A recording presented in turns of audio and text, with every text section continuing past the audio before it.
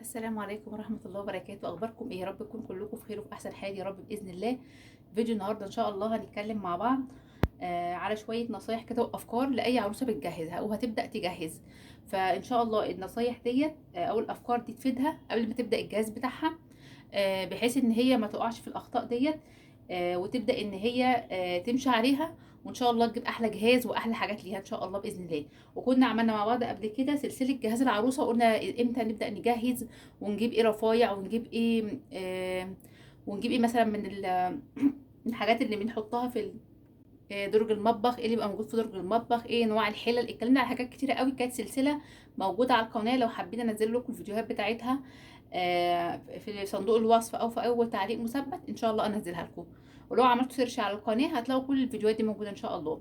بس فيديو النهارده ان شاء الله هيفيدكم قوي، شويه نصايح لام العروسه كده اهوت، علشان تبدا تاخد بيها وتعملها قبل ما تبدا في جهاز بنتها ان شاء الله باذن الله. وربنا يفرحكم باولادكم كلكم يا رب ان شاء الله. بصوا، هي شويه حاجات بس بجد هتفيدنا قوي. اول حاجه معايا ان انت لو جالك عريس لازم تبقوا انتوا الاتنين موضحين الاتفاق بتاعكم، يعني اهل العروسه واهل العريس لازم يبقوا موضحين الاتفاق. هنتفق على ايه، هنجيب ايه، انت عليك ايه واحنا علينا ايه، العروسه عليها ايه والعريس عليه ايه، علشان ما نجيش بعد كده لما نبدا نخش بقى في الجد وكده ونبدا في الجهاز. تيجي مثلا تقول له انت عليك الشاشه، يقول لك لا دي الشعر العروسه. تيجي مثلا تقول له انت ما جبتش السخان ليه، يقول لك لا انا كنت فاكرك ان انت هتجيبيه. فساعات بتحصل الحاجات ديت لان الحاجات دي انتوا مش بتتفقوا عليها، مش بتحطوها في الاتفاق. بتتفقوا على كل حاجه، بتتفقوا على مثلا كام اوضه، مش عارفه هتفرشهم ايه، هتجيب نوع ايه، وبتلاقوا نفسكم نسيتوا الشاشه ونسيتوا السخان.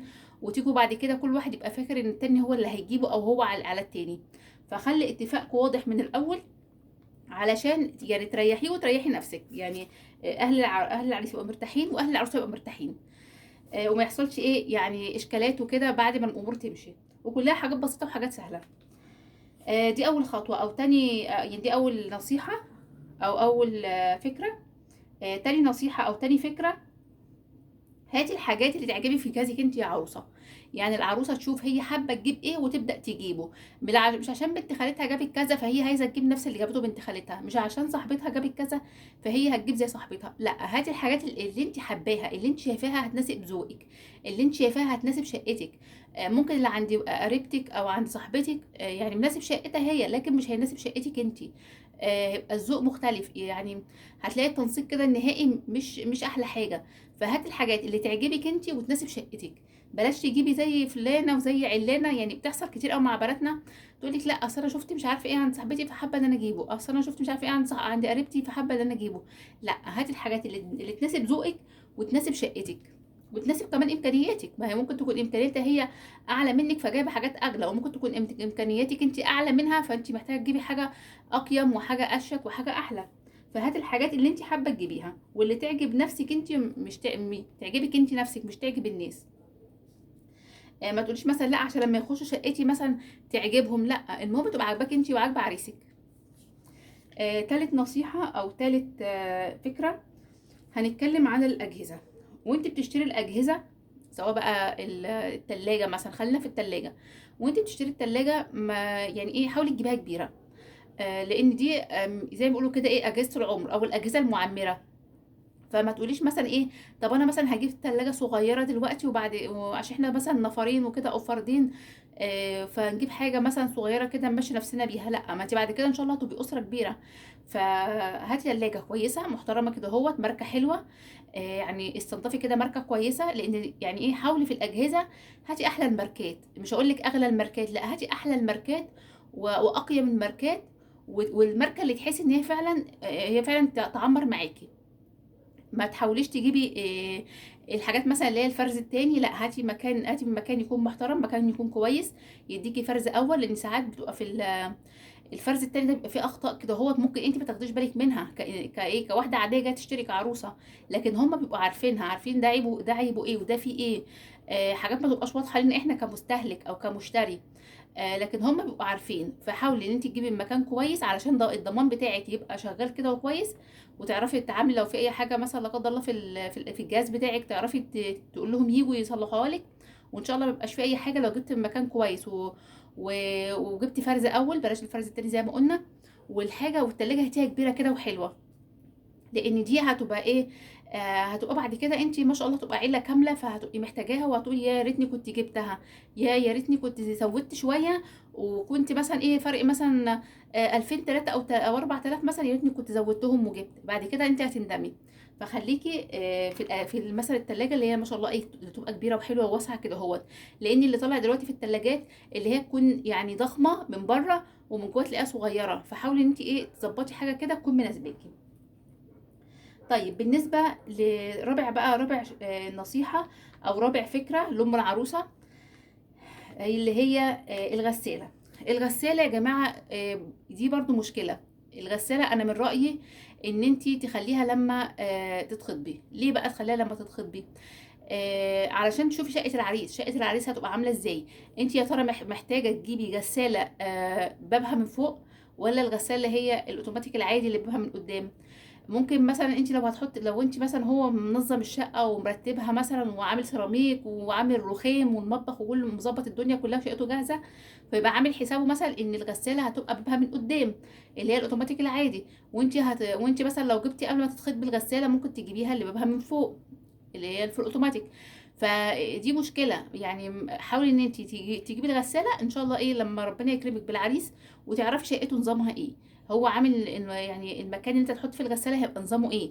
ممكن يبقى عامل لك مكان تحت مثلا تحت الرخام بتاع المطبخ ان انت تحطي فيه الغساله. وفي ناس بتحطها كده، وفي ناس بتحطها في الحمام، وفي ناس بتحطها في اماكن تانية. فانت ايه على حسب شقتك اللي ايه اللي هتبقى مع العريس. طيب الغساله برضو حاولي تجيبي الحجم الكبير، ما تستصغريش برضو الغساله وتقولي ايه ده احنا فردين بس ما نجيب حاجه كده وخلاص. لا، ما انتوا ما شاء الله برضو هتبقوا اسره بعد كده كبيره، اولاد وكده. فعشان ما تبقى يعني ما تبقيش حاجه ايه تتعبي نفسك فيها بعد كده. هاتي حاجه اكبر.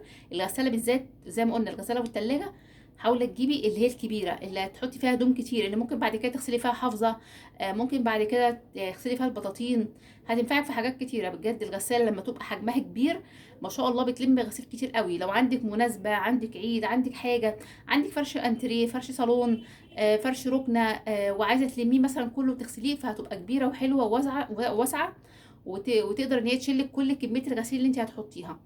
فشوفي يعني كام كيلو هتجيبيها، وحاولي ان يعني الكيلوهات تبقى اكتر، يعني المساحة تبقى ايه اوسع. بعد كده النصيحة الخامسة لأم العروسة أو الفكرة الخامسة لأم العروسة، لازم تجيبي الحاجات اللي هي العمليه. ما تجيبيش الحاجات اللي هي شكل بس. يعني ما تقوليش الله دي شكلها حلو، لا، ودوري برضو هي فعلا عمليه هتستحمل الشغل وكده. تبقى في صفه عامه، ده في اي حاجه بقى. احنا خلاص خلصنا الاجهزه، بنتكلم كده بقى في صفه عامه في الحاجه اللي ايه اللي بتبقى في المطبخ. فتقولي ايه لا ده شكلها حلو، وما تبصيش للنوع بتاعها او الخامه بتاعتها، لا بصي لشكلها. سواء بقى فوط، سواء ملايات، سواء بطاطين، سواء حاجات في المطبخ، اي حاجه بقى عندك في الشقه هتجيبيها. ابداي ان انت بصي هي عمليه ولا مش عمليه. هي مثلا مساحتها كويسه، هي مثلا حجمها كويس، هي خامتها قطن، هي خامتها مش حلوه، الفوطه مثلا تقيله خفيفه خشنه ناعمه. ابداي بصي في التفاصيل دي، ما تنبهريش بالشكل وتقولي الله دي شكلها حلو وتنسي بقى الماركه وتنسي يعني الماتيريال بتاعها حلو ولا وحش. لا، حاولي ان انت تركزي في الحاجه العمليه مش في الشكل بس وخلاص. هو الشكل مطلوب طبعا، اكيد لازم تبقى حاجتنا شكلها حلو وراقي كده اهوت، وذوقها جميل وهادي، بس في نفس الوقت تبقى حاجات عمليه واقدر ان انا ايه يعني استخدمها كذا مره. مش مثلا اجي استخدمها اول مره ابص الاقي، او بعد مرتين ثلاثه ابص الاقي الحاجه باظت مني. طب انا استفدت ايه؟ ما فلوسه بتقع على الارض. فدي برضو حاجات لازم تاخدوا منكم بالكم منها، لان ام العروسه او العروسه نفسها بتنبهر بشكل الحاجه وبتنسى الماتيريال بتاعها او الخامه بتاعتها وبتنبهر بالشكل بس. طيب احنا اتكلمنا على الاجهزه وكده، بس ما اتكلمناش على البوتاجاز. البوتاجاز برضو انا من رايي ان انت كعروسه لازم تخليه برضو لما تتخطبي. ليه بقى تخليه لما تتخطبي؟ زي ما قلنا في الغساله كده اهوت، بس ده هيبقى مختلف شويه. البوتاجاز تخليه لما تتخطبي، انت ممكن مثلا المطبخ عندك يبقى صغير، في العريس مثلا جايب شقه ومثلا حجم المطبخ صغير، فانت مثلا تبقي عايزه تجيبي بوتاجاز مثلا 5 عيون، حاجه كبيره مثلا ضخمه وكده. فتبصي تلاقي بعد ما انت جبتي ومثلا رحتي بعد كده شفتي شقه العريس، تلاقي لا المطبخ صغير مش هياخد البوتاجاز اللي انت جايباه. فهتعملي ايه؟ هتضطري ترجعيه، ممكن تبقى انت جايباه من فتره فما ينفعش ان انت تستبدليه او تغيريه، او مثلا هتفقدي فيه فلوس، هيقولك مثلا ترجعيه مثلا المرتجع مثلا بينقص من حقه، فعلى ايه بقى كل الشغلانه دي؟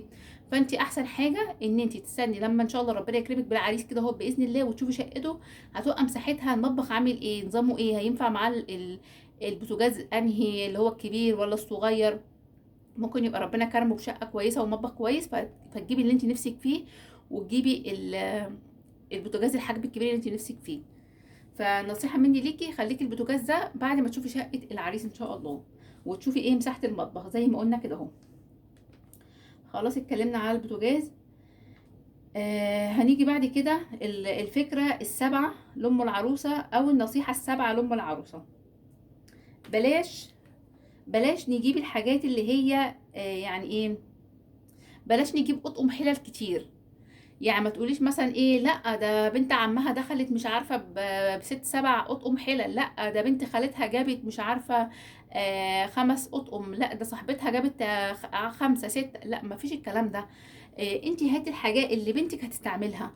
وانت كعروسه انت برضو خلي عندك الفكر دوت، يعني خلي عندك النظام ده، ان انت اللي هتعيشي في الشقه، انت مش هتعيشي في سوق، انت مش هتبقي عامله الشقه كسوق مثلا، او زي حمام التلاك كده ويجوا يتفرجوا عندك، لا انت الشقه تبقى يعني رايقه هاديه. خدي بالك كل ما تبقى الحاجه قليله في البيت عندك، كل ما هيسهل عليكي تنظيفها وترويقها، خاصه لو انت مثلا متدلعه في بيت ماما مش بتعملي حاجه وكده. فلما تروحي شقتك بقى وبيتك، وهتبداي ان انت عايزه بقى تروقي وتظبطي بقى مطبخك على الاقل، مش هقول لك الشقه، هتبصي تلاقي المطبخ مليان كراكيب كتير ومليان حاجات كتيره قوي. لو عايزه مثلا تطلعي الحاجات اللي في المطبخ وتبداي تروقي المطبخ، هتبصي تلاقي انت محتاسه مش عارفه تودي الحاجه فين، وتقعدوا بقى تحطوا تحت السراير وتحطوا فوق الدواليب، وتخلوا شكل الاوض مش حلو. وتيجي مثلا تنضفي تحت السرير مثلا بعد فتره كده، تلاقي ان انت مستصعبه التنظيف لان في حاجات كتيره قوي وانت مش عايزه تطلعي الحاجه دي. فنصيحه مني ليكي، انت مش هتعيشي في سوق، انت هتعيشي في شقه هاديه راقيه. انت اللي هتتعبي فيها، انت اللي محتاجه تنظميها، ما تخليش حد يقول لك لا هاتي ده وما تجيبيش ده. وام العروسه حاولي ان انت تجيبي الاطقم العمليه في الحلل، يعني كفايه طقمين، كفايه طقمين بس يبقوا حلوين وشيك وسعرهم كويس محترم كده اهوت، وهم حاجه راقيه وحاجه جميله، وماتيريال برضو في نفس الوقت يكون كويس ويستحمل الشغل الكتير. فطقمين انا شايفاهم ان هم حلوين قوي للعروسه. اولا توفير ليكي كأم عروسه، ويبقى خفيف على بنتك ان كعروسه ان هي تقدر ايه زي ما قلنا تتعامل مع الحاجه، وايه والحاجه كل ما بتجيبي حاجات كتير بتسترخصي، بتلاقي نفسك تقولي ايه ده انا دافعه مبلغ كبير قوي، بس بتيجي تبصي على الحاجه وتمسكي الخامه وتمسكي الماتيريال بتاعتها، تلاقي لا حاجات عاديه يعني حاجه شعبي.